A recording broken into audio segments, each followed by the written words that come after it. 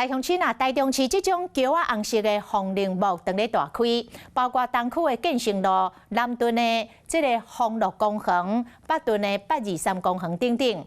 这卖花开到长水，乡亲就把握元宵过年前这个尾声来看花翕相。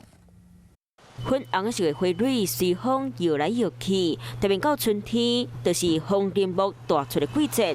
挂在咧树尾顶的花蕊，就亲像棉糖同款水，互人真爱来遮看风景。好像有过年的喜气。规竿就亲像风铃的花蕊，真受到民众喜意。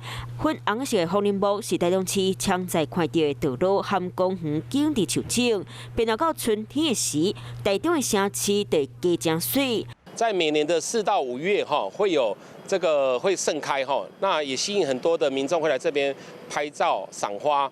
除了东区建成路、南屯区丰乐公园、北屯823公园，都能看到风铃木影，民众闹兴，就拢会当来遮看花行道。